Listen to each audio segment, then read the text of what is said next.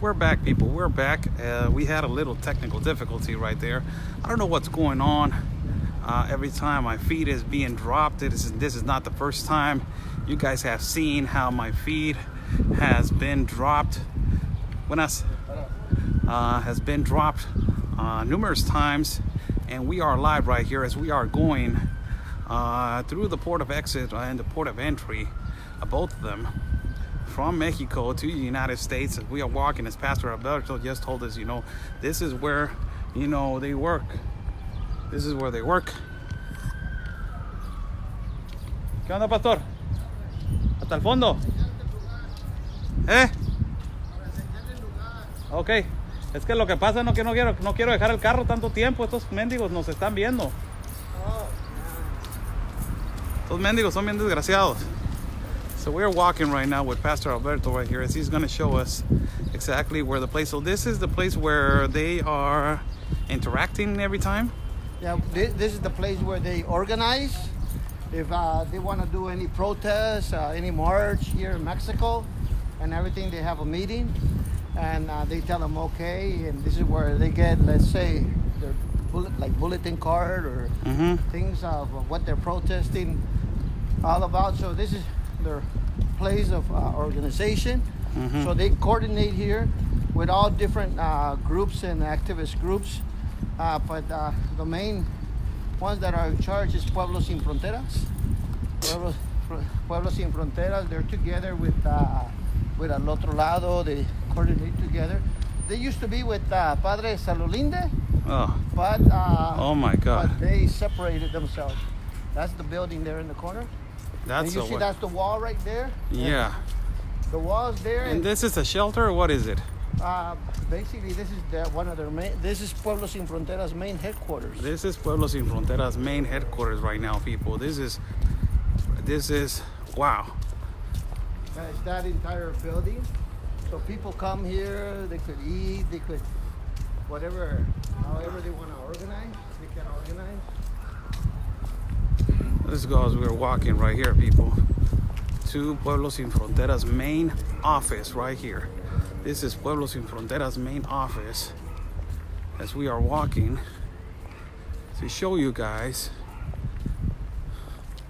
a lot of cars with U.S. plates.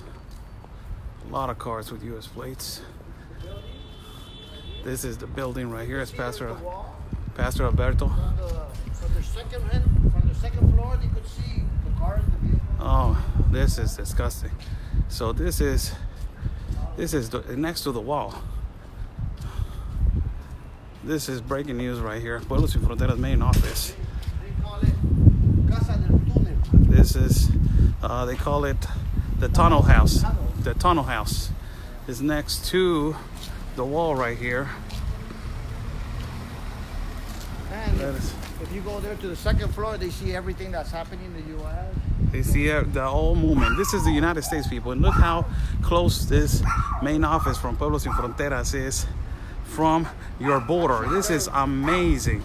Their yard hit the fence. Their yard hit the fence. That's the fence there. The yard hits the fence. So this just Jump Street right here. There's no wall right here. There's the other wall right there on the back. But there's no actual protection right here. So this is unbelievable footage. I never known that, Pueblos Sin Fronteras' main office is right here as we are watching the Tunnel House.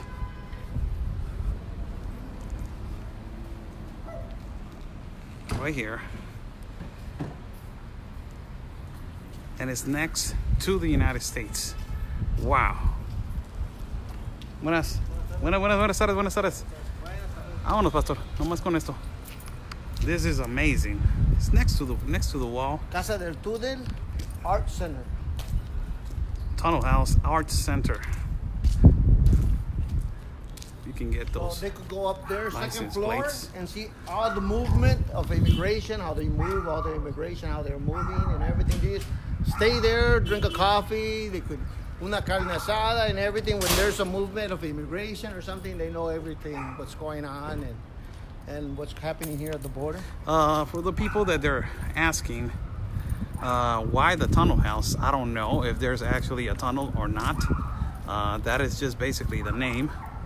You know, as they're saying, And then you know, there's a it's tunnel. strange, the name of Yeah, of you the know, street. it is. Calle Chapo. This is the funny thing. It's called the Tunnel House, and the street is called El Chapo.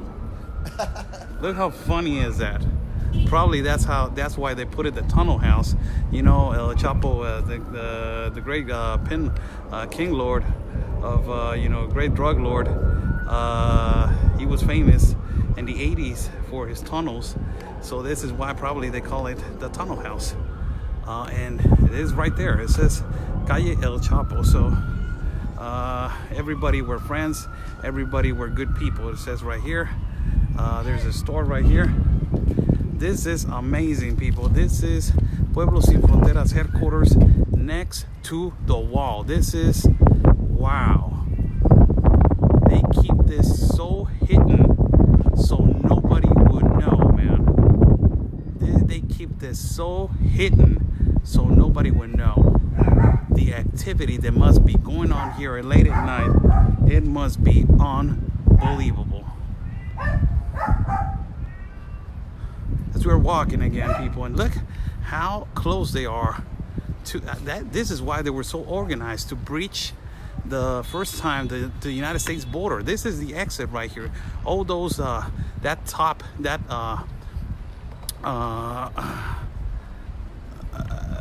that you see all the way to the back, that top layer that looks like a warehouse, that is the exit, people.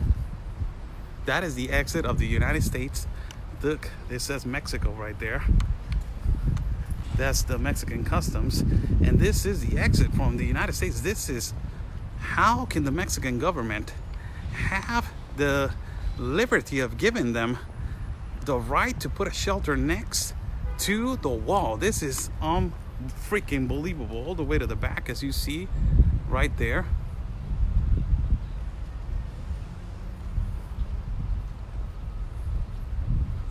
What is in the tunnel house? Well, I would love to see what is in the tunnel house, but of course they're not going to let me in. And of course that is extremely dangerous. So, you know, later on probably let me investigate.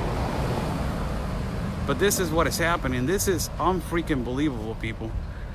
And this is the wall of the United States to Mexico as we are walking back. Incredible, really. This is incredible. No wonder they're so close. No wonder they have all the abilities to inspection. No wonder they have everything. No freaking wonder. And how close they are from El Chaparral. How close they are from the asylum seeker line. How close they are from the border. There's nothing wrong, you know, but it is just, they're supposed to have a certain amount of miles away from the border. If it is a shelter that is admitting migrants, how can you gonna put them in the number one provocation that is the wall to the United States? You're provoking them to feel that they are really close to the United States, that they just been deported. So, you know, the most likely is to put them, you know, a little bit away from the border, so they will, you know, kind of, you know, get get stable with the emotions, or being just deported and getting accustomed to the city. This is unbelievable, people. We're about to finish this feed as we are walking back to our car. Let me change the camera right here as we are about to finish this feed, because let me change the camera real quick right here. How you guys doing? I'm Oscar Blue for Border Network News. There's a car coming all the way to the back. How's everybody doing? I'm Oscar Blue for Border Network News. We're live at a shelter. We're live at Chaparral. as we just did an interview with Pastor Alberto, but the feed cut off. So there's 2 videos of this whole investigation and this whole live feed that we're doing for you guys to see. There's 2 videos.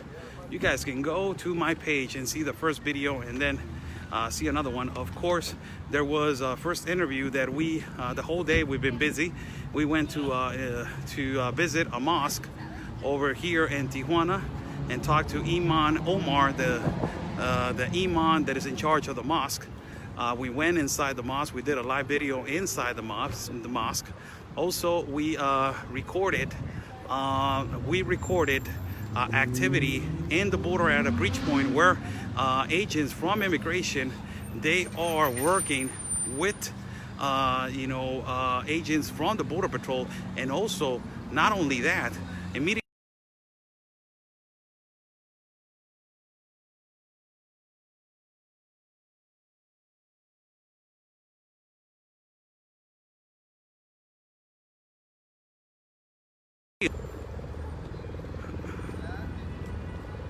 and also as the agent of Mexico came down from the mountain, we saw that the National Guard arrived immediately. So it is just amazing how they're working together now. Not only the Border Patrol, but not the Border Patrol with immigration, but immediately immigration officers from Mexico having immediate contact with the National Guard so they can arrive to the breach point and protect the border between Mexico and the United States. And also right now we did an interview with Pastor Alberto talking about the situation of an African citizen from Cameroon, that he has tuberculosis and fungus on his lungs, and probably there's going to be an inspection at the health department. It has to be probably is going to come over here and check all 200 to 300 of them from Cameroon that they're coming, because the tuberculosis level is really high. So Pastor Alberto couldn't take that immigrant to his shelter because he was infected with tuberculosis. This is the news right now. Border Network News. I'm Oscar Blue for Border Network News. I'm live at El Chaparral border, reporting for you guys the reality and the truth about what's going on in our city regarding immigration, regarding the mosque that we visited today, and regarding the activity with this activist that they're still acting like they own this.